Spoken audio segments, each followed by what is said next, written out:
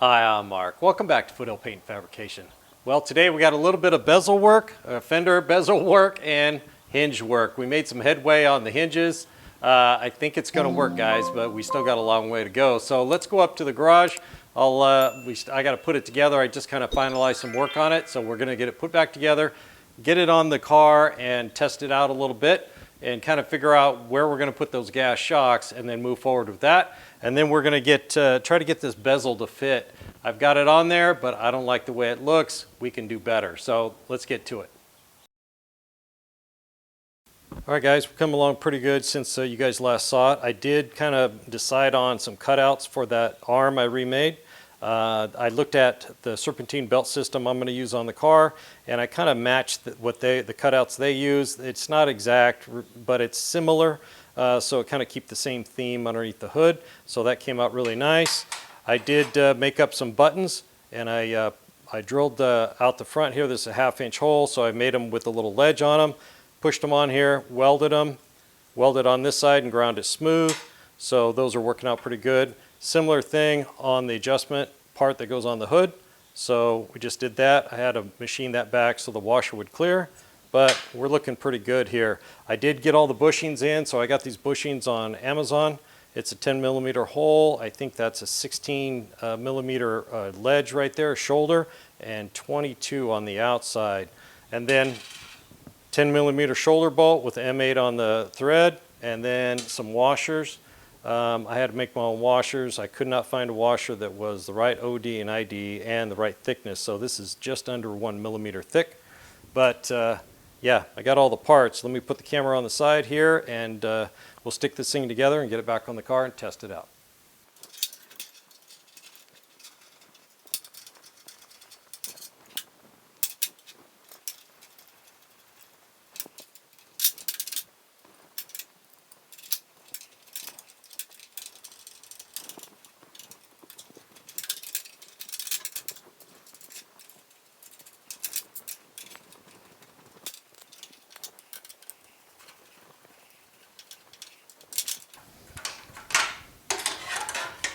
All right, guys, here we are. It's super tight, no jiggle to it anywhere. And with the washers and the way I machine the bushings, the shoulder bolt bottoms out right at just a small amount of clearance. And once we put it together for the final time, we'll put a little Loctite on those threads. They'll never come out. This piece is still temporary. It's good enough for right now, but yeah, it's looking pretty good. Let's go put it on the car. All right, guys, got it in. I got it adjusted pretty good. The gap in the back is just under 200 thousandths, a little bit tighter than I thought I could get, but we're a long way from getting it where it doesn't rub. But yeah, the arm looks good on here, so let's lower it down and check it out. And then we're going to go ahead and check out the top. Got a nice little surprise. So it's looking pretty good going down. It just comes down, it settles down, and kind of locks down on itself. And then coming up right here, you guys watch that closely right when I first start lifting. That corner up there bumps up pretty quick. So let me move the camera around. We'll take a look at that. All right, guys, watch right here, right when I first start to move the hood. That's where it's been dipping down really fast, right at the beginning, then it comes up. See that? It dips down a tiny bit and then immediately pops up. It doesn't go in very deep. So that's excellent. Let me show you what the other side does.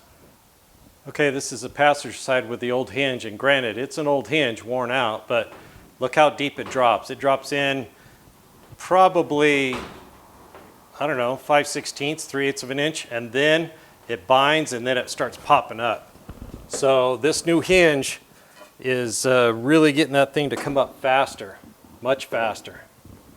All right, guys, I'd like to tell you that I'm some genius that figured this out better than GM ever did with all their engineers and geometry and everything, but I think the reason that's popping up so much faster is the hinge is super tight. The bushings are really firm. I mean, there's no slop in any of this thing, but it works very smoothly. And I did make some changes to the arms, just slight changes, but it was not to get that corner to pop up faster. It was for other reasons, and I think it was just luck, just pure luck. But hey, I'll take it. So we're looking pretty good. Everything's clearing. Everything looks really good. The arms line up, there's no binding, no shifting the hood, no nothing, so we're looking pretty good. So the next thing to think about is how to get a gas shock on this thing so it'll stay up when you raise it up. All right, guys, I got the hinge propped up max height. That's the full lock, the highs it'll go on the factory one, so that's where we're going to set this one. I did take a Sharpie and I put a Sharpie line right here on the base piece to line up with this, and I also did the same thing down here when this is all the way down. It's right there. Give me a full range of motion when I get back on the bench and try to figure out how to attach a gas shock. So a lot of the ones I looked at, I think almost all the ones I looked at, they attach a gas shock back here somewhere onto this arm and then attach the other end up here on the front.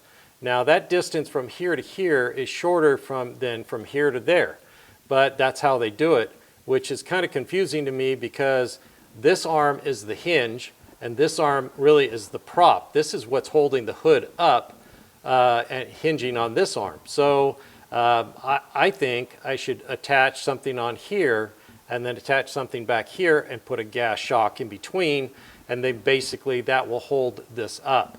I think the leverage is better on this one. The range of movement's the same. I don't have to worry about hitting anything over here.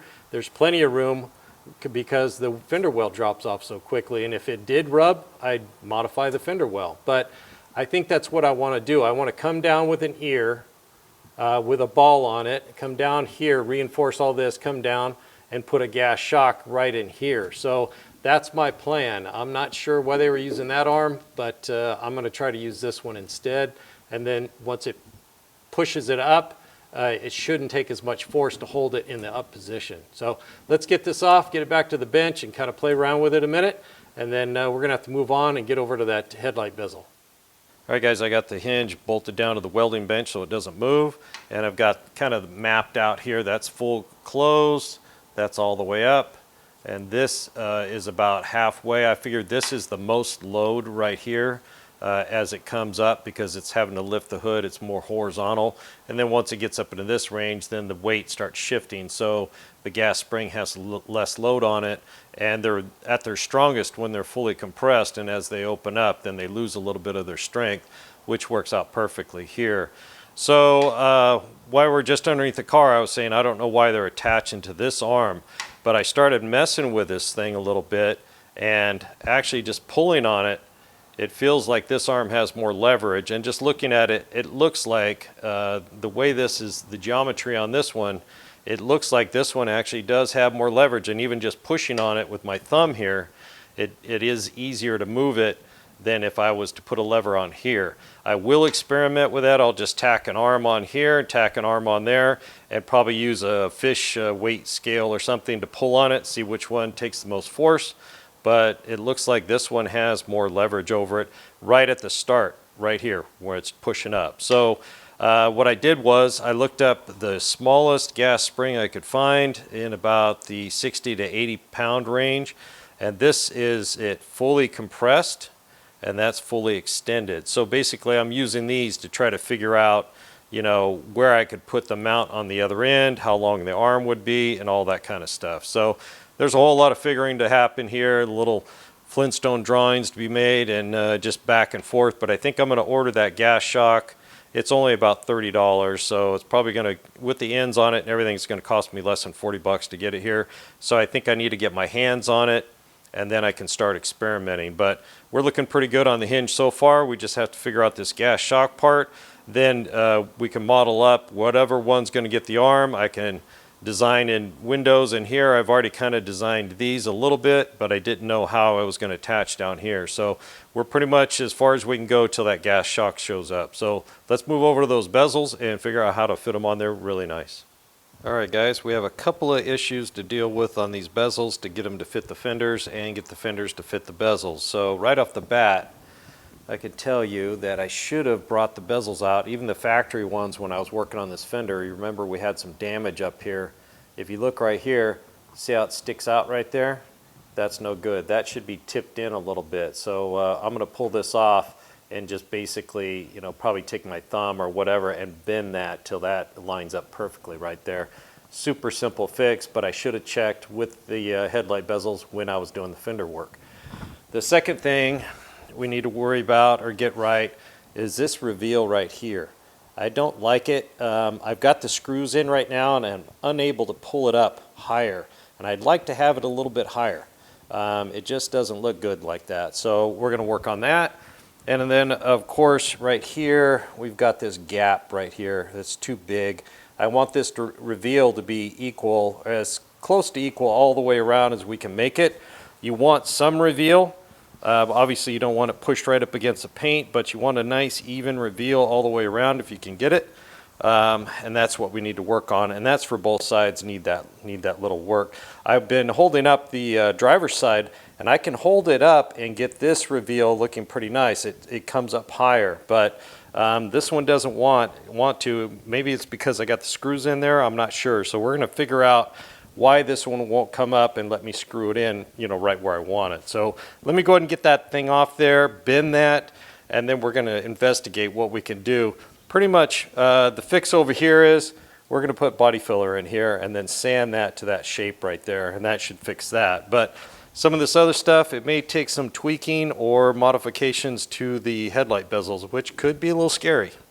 All right, we can see how that kind of flares out a little bit right there. So we're just going to put the thumbs to work here. That looks a little better.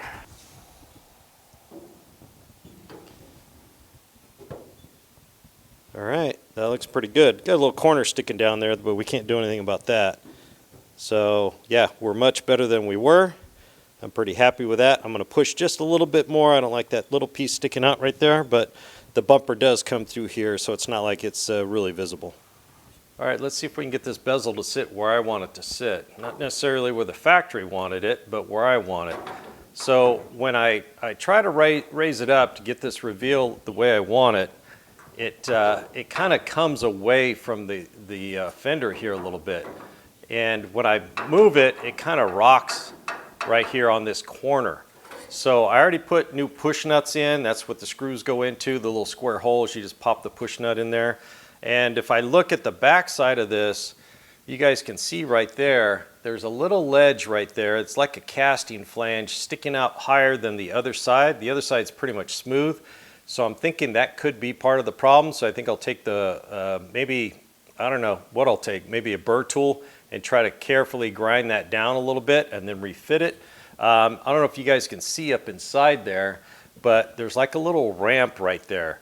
And I'm pretty sure that ramp is supposed to contact this tip right here. So we may be able to bend this up and down and help us out as well to hold this in the exact position we want.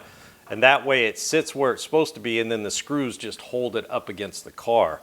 So yeah, let me go ahead and carefully remove some of this, test fit it a couple times, and I'll bring you back. We'll see what we got. All right, guys, I got that casting flange and knob or whatever that was sticking up right there. I got it ground off, took a couple of shots at it to get it right, but I just used a small burr tool and just came in. That pot metal machine's really easy. So now if I put it up here, it goes where I want. So if I hold it up here on the side and raise it up, we got a nice reveal right there. So that's pretty nice. I'd like this part to be perfect, but hey, we can't have everything. So now the problem is, if I look up through the hole, the mounting hole and those push nuts is in the wrong spot. So I think I got a way to fix that. So give me a minute, I'll bring you right back. All right, we can see just my Sharpie mark right on the edge of the hole on both sides. So yeah, just drilling a new hole in that push nut is not going to work. Even if we filled that one in, I think that one's too close to the edge, and what it'll do is just kind of destroy the push nut. So that's what the push nut looks like. It just pops in the square hole. You can get these from OPGI. Highly recommend it because yours are probably, broken or very brittle, and the screws won't hold very well.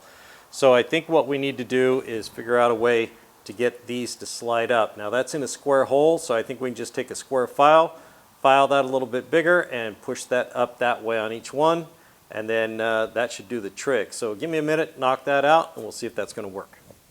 All right, square file, about 5 minutes per hole, and we got those elongated or pushed up a little bit so we can get these push nuts up in there, and they'll slide up now when we can get the screws in.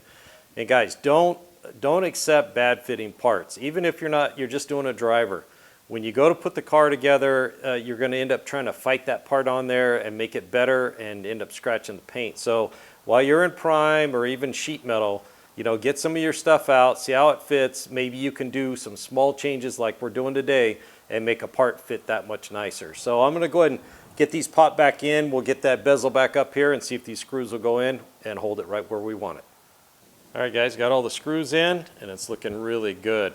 I did have to refile those holes again. I held it up there after the first try and the push nuts were not quite in the center of the hole, so I went ahead and just said screw it, take it off, and just file that a little bit better and make it easy so I don't have to force anything. So it came out really good.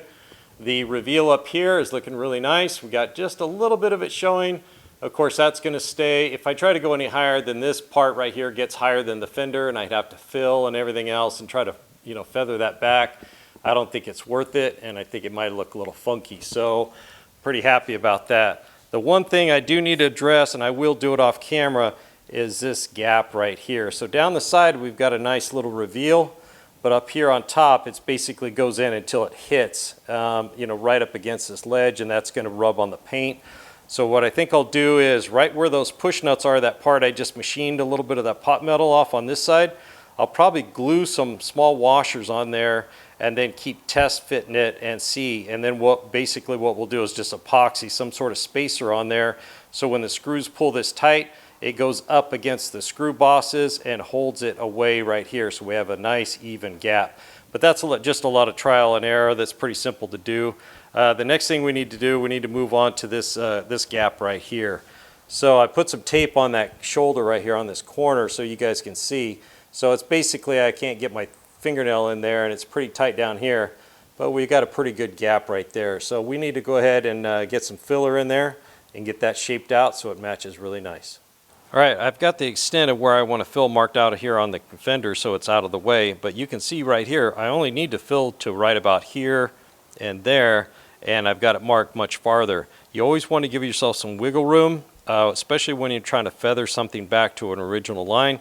If I just stopped right there, there's going to be a little lump and I'll have to fill again. So always overfill just a little bit so you can feather that out super nice. Now I just need to get the bezel off and scuff this up and get some body filler going. We're going to do both sides at the same time because they both have the exact same problem right here. But before we do that, I want to bring up the screws that came with these bezels. Now I just did a review on it. I did not look at the hardware carefully. So that's the screw head that came with it, and it's wrong. So this is the factory screw head right there. I don't know if you guys can make that out, but it's much smaller and the shank is shaped differently. So this screw right here will actually just hit on the outside. These are designed to slide down inside the hole and totally recess. And this will sit on the outside, and if you tighten it down, it may gall or peel the chrome.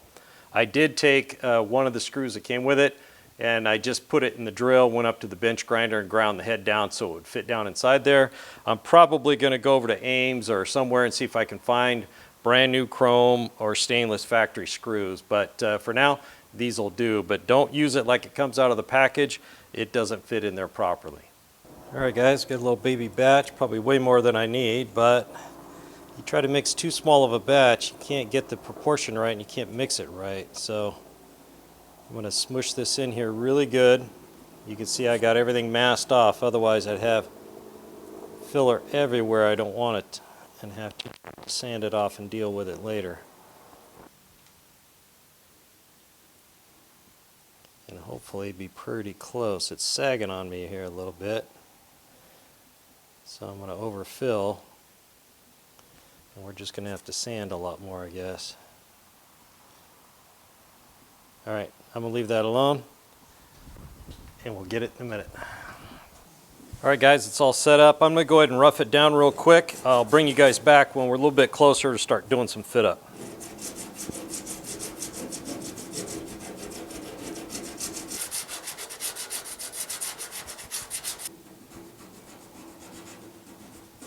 Alright guys, we got that roughed down. You saw me using stir stick with sandpaper, a hacksaw blade, whatever you need to do to just kind of rough it down to get you close.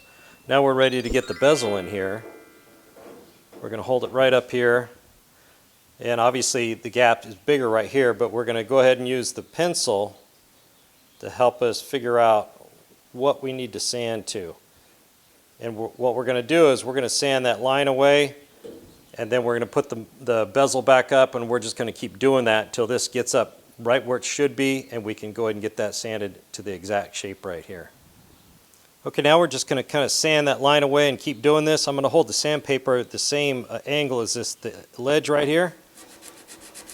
And what we're going to do is kind of sand in from each direction so I can continuously do the transition right here.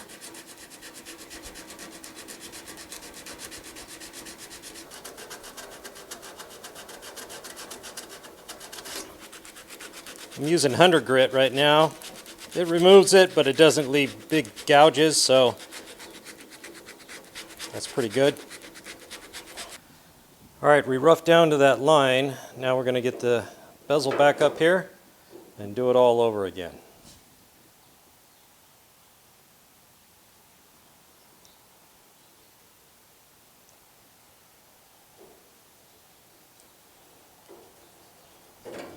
All right, it's going to be a lot of rinse and repeat of that, so I'll bring you back when we've gotten somewhere and it's starting to look pretty good. All right, I think we about got it. Let's hold this up here and see how it looks. In the right position there. That looks pretty nice right there, guys. Pretty happy with that. It will stand off just a little bit when we're done, just like that. So it's looking really even. Let's get this tape off here, get this screwed on here, and take a good hard look at it. All right, let's see how we did. Let's get in close. Now I'm not going to say that's perfect, but it's pretty, looks pretty darn good. And we've got a nice, just a little bit of a reveal right there. It's just a little bit higher than the molding or the bezel. And it comes along and it stays pretty consistent. Obviously it's higher here and a little bit higher here. But, and I gave it some thought of taking the bezel off, making a cut down inside there, and pushing this down so it all matches, weld it up and grind it. But if I go down every rabbit hole on this car, I'll be 150 years old before it's done, and I'd like to enjoy the car when I can still push the clutch in. So we are looking really good on this. I'm really happy, and I think that's going to wrap this one up today. I got to get to work on that hinge so we can do the rest of the work on the front of the car. All right, guys, I'm super happy the way this bezel looks and the way it fits up on there. I still have the other side to do, but I'll bust that out tonight before I jump back on that hinge. Now, like I mentioned earlier, it's important to get all your stuff out. Get your moldings out, get your door handles out, get everything out, test fit them. If you hold that up there, maybe the door handle, and it fits perfect, no problems, then put it away and move on. But you saw here where, that bezel didn't fit quite right. I mean, it would have been good enough for a good driver, but not for this car. And the thing is, I've done it a couple of times where, you take a car apart and you think, that all looks really good. But then you get the car done, it's super shiny and looking beautiful, and you start putting the parts back on and you're like, why won't this fit on the way I want it to? Because now it doesn't meet the standard of the rest of the car. So do yourself a favor, get all that stuff out, test fit it as you go, way before paint, and then you'll be that much farther ahead when it's time to put the car back together. Thanks for joining me here at Foothill Paint Fabrication. Don't forget to hit the like and subscribe button if you haven't already. Mash that bell and drop me a comment. I'd love to hear from you. We'll see you on the next one.